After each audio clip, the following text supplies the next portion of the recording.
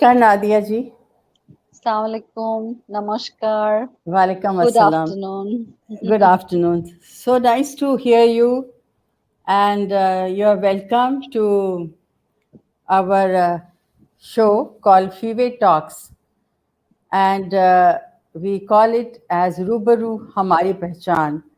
हमारी Mhm. जितनी भी women who are in business, we would like to, we are offering this platform to them so they can showcase their work, their activities, and the time they are spending in good deeds for others and for themselves. So, keeping that in mind, and what I have understood that you are basically a social worker, if I'm correct. So, we would certainly like to hear your story. How did you start, and where have you reached? Okay. Mm, shall I start now? Yes, please. Okay. Actually, back in 1992, I started my career. Mm, I did my MBA from IB, Institute of Business Administration in Dhaka. Okay. So later I will discuss my schooling and college, but my career I started back in 1992 Mm-hmm. with a very small introduction that I rented a small computer with 10,000 taka. Then I started a social and market research company, which is called Research and Computing Services Private Limited. Mm-hmm. Initially, four of our friends were there together. Later, they found that it's not that much financially motivating, so that they Mm-hmm. left. So I only me who left with the organization, and I carried my vision. I wanted to make it a success story. So I gave all my effort to make it a positive venture. So that was my starting.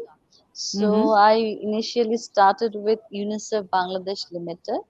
I used to do some qualitative research for them, also quantitative research. Then I started working for USAID. Then I worked for many other UN organization, multinational companies, local companies. That was my first venture. Then gradually after uh, I remember after maybe 10 or 15 years later, I started uh, doing indenting, export import, and also that is called supply logistics. That is under the name of BS Enterpriser. It was the name of my father's organization, BS Enterpriser. Then I became director of one of the insurance company, Best Life Insurance, and also, I did my MBA from IBA. Later, I did my MPhil from IBA. I did my PhD from IBA. So while doing my PhD, it was interesting that I was trying to in MPhil. I was trying to accumulate data on entrepreneurs of Bangladesh. Later, I studied the mm, entrepreneurs from Bangladesh, India, and Pakistan. It was a cross country study. So I did my PhD. Then I was very fascinated by seeing all the products, female products from India and Pakistan. And whenever I used to go to collect my primary data, so my friends used to tell me that bring this and that for me. Then that's how I started my fourth venture called Tara. That's my father's nickname. So Tara was a retail venture for ladies who actually are working women, so they can buy in a very minimum and optimum price with a quality product for them. And these four venture actually was my business entity. And then from Tara, I thought that I will not take the profit out of it. I started a foundation named Tara Foundation, and in my father's name. So we basically shift or transfer the profit from Tara to Tara Foundation, and we work for our village with that little amount of earnings from Tara to Tara Foundation. These are my business activities. And as you call me a social activist, actually, uh, I should call myself trade activist, because Okay. Mm. actually I work for women entrepreneurs at my back in 20, 12, 19, yeah, 2012, I started a organization called Women Entrepreneurs Network for Development Association. In Mm. short, Mm. we call it a WEND. It's under the Mm. Ministry of Commerce and affiliated with FBCCI, Federation of Bangladesh Chamber and Commerce of Industries. And yeah, I am trying to not really support, but be uh, by the side of the women entrepreneurs of our country. Actually, it's a long journey, so far. So I just, in a brief, yes, if you have any other question, I will maybe try to catch up something else. When I find while talking to you, like when you narrated the whole thing, I'm finding that you have been to various stages, and the reason of going from one stage to the other, not in Mm-hmm, the similar line but in different mm, measures. Like, for example, earlier you were in research with mm-hmm, UNICEF and all these people, with all the UN agencies, most probably. After mm-hmm. research, then you started doing uh, Trading, Tara, export, import, yeah, exports, Pias, import. yeah, Yeah. Pias, And then from export import, then you again open another one. So what is yeah. the reason of opening these different are they different segments, or they are similar thing but in different line, I mean different names, or what it is? No, of course. I started my research organization in the name of RCS. That's name of Research and Computing for Research and Okay. Computing Services Private Limited. But Uh-huh. while I was doing research, sometimes uh, it's not always it's bed of roses. You when you do Yeah. business on your own for a female especially, we call that we are empowered. Yes, we are, but still it's a long way to go. Then I thought that maybe I should go for diversification. In Bangla, if you understand Bangla, there is a saying that uh, সব ডিম এক ঝুড়িতে রাখতে হয় না. It means that you cannot put all the Yeah. eggs in one basket. So Uh-huh. if the basket falls out, then you are absolutely broke. So that's Okay. how, yeah, that's motivated me. So I thought maybe I need diversification, because if Mm-hmm. the RCS is not having any project, so I can get some earnings from other ventures. So Mm-hmm. that's how I started carry on with Bias. So Mm-hmm. I wanted to retain my employees actually. Always, whenever I started any venture, I used to give priority to my employee. Then, actually, life insurance was something different. It was one of my friend. He was asking that be our director. It's you can work for the national periphery. So okay, it's because of life insurance. I showed my interest, and finally Tara was something, I would say it's my passion. Yeah, that's how. Once you start for diversification, still now I'm trying to go for some other venture which is called Purple Food and Agro Limited. So Uh-huh. actually in pandemic our women entrepreneurs were facing real difficulties. So they Mm-hmm. wanted to have something agro based and food related ventures. So they came to me, and 12 women. they started this new venture. They kept me as one of the director. So that's Mm-hmm. how I get involved actually. So mm, Okay. now I No, go with the flow now. uh, you know, you started at Yes. the age of, how old were you that time when you started this, Um, four of I you? s- okay. I was 28 actually. Yeah. 28. Mm, What I find that a biggest draw sometimes in us, in we women, is that we are not able to take decisions. And that is one reason that we are not able to, we lack confidence, and that's why we are not able to take decision.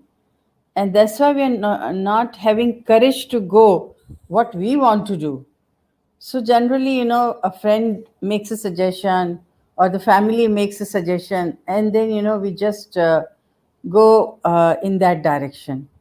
But mhm. most of the time, I have seen that if we try to introspect ourselves, uh, do you think that it is true that women are, they lack decision making, they lack courage at certain stages? And that is why they're not able to progress so well as men are able to do. Uh, yes, but if I put it in a different perspective, like when you are being a career woman, you want to, uh, if it's a service, if it's a job, mostly traditionally uh, male spouse would prefer that you should go for teaching, you should go for Yeah, doctor, nurse. Yeah, that's a trend, absolutely. yeah. But it's actually depends on the personality trait, I suppose. If you really want to um, become something of your own, as you see the Maslow's hierarchy. Mm, First you need to have fill up your physiological demand, then the safety net, then self-esteem and self-actualization. So absolutely depends on the women or female who is trying to reach a career or pursue a career. And if it's job or service, then it's I would say it's smoother. But if you say entrepreneurship, that's really challenging, and it's uh, includes decision making process. You need to go through very strongly. You need to pursue your dream, and you need to stick to your decision. Yes, I really want to do it, because there would be social stigma, there will be surroundings, there will be uh, families barriers. So you need mhm, to make people understand. Sometimes you need to be strategic actually. You need to mm, become strategic, because you need to make people understand that you are doing something not only for yourself, it will ultimate benefit your entire family, in the long run, maybe the society, maybe your country. You will contribute to the GDP. So yeah, I think it's enrooted in a person that he she should take her own decision. But in decision making, parallel to decision making, what I find as a challenge, that when you are trying to be an entrepreneur, access to finance is a real big challenge for the women, number one.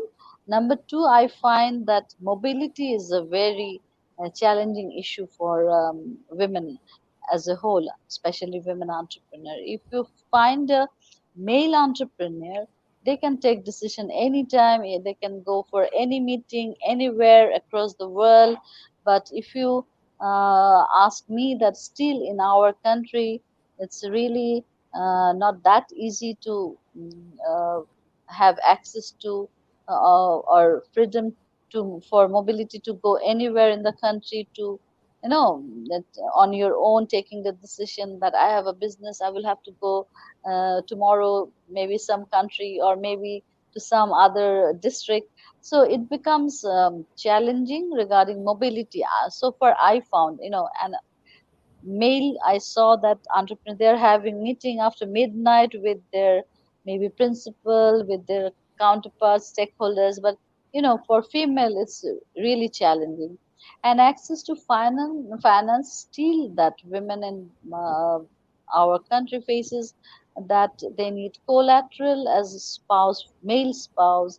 They need guarantor as a from the male spouse. So these male dominancy is still there, but still it's up to you actually, how persistent you are, how perseverance you are to pursue your dream. I think in Mhm. that way, if you ask me. Yeah, I So fully agree with you. Uh, how did you get your confidence? okay. Uh, Maybe it's instilled in me, and maybe Is it? maybe I think in that way. And also, my father was a businessman, and I lost him when I was in only 11 years old. Oh, oh. And my only brother, he's a doctor. He's heading Ukraine in IOM, International Organization for Migration. So he's the chief medical officer there. Mm-hmm. So my father's business, nobody was there to, take it forward. So my mother, she just kept the office. She thought maybe one of her child would take it over. So gradually I took it over. But I I didn't see. start with my father's business because Mm. I just used the space. Yeah, it was there. Mm-hmm. But yeah, it was. I think my personality is something like that. I always love to take challenge, and I want to be supportive to people.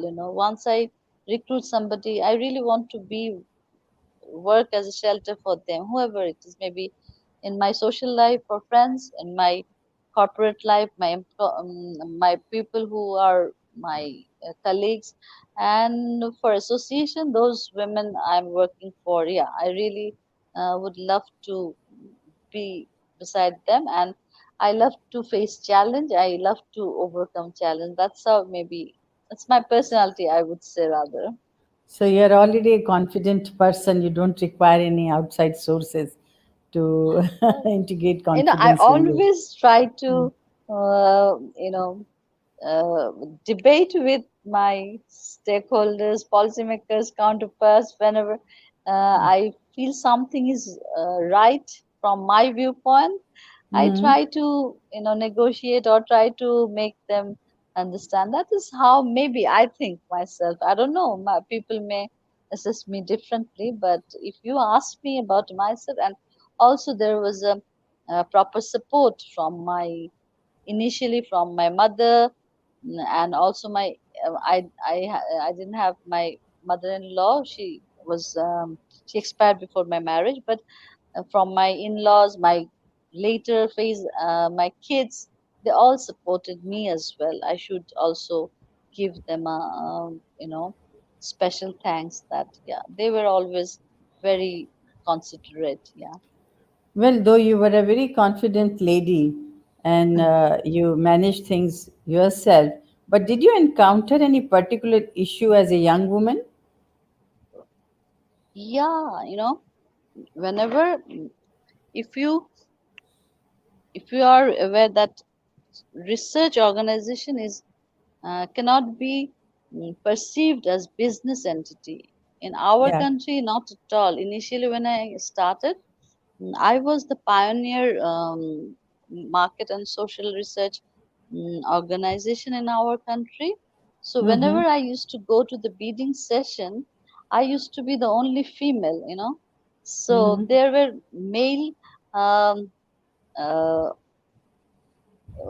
entrepreneurs and researchers, or research organization colleagues from research organization, they used to tell me that you are the only female, so you will get the job. No, we won't Oh, get I the see. job. So I said, no, I'm not here to manipulate. I will get it by my word. Uh, Yeah, I need to. prove myself, I will do it so with my sincerity, integrity. Then they used to say, okay, okay, yeah, I understand.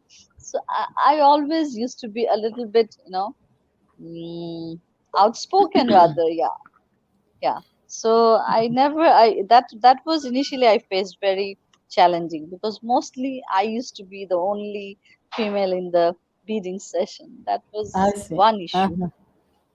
Uh-huh.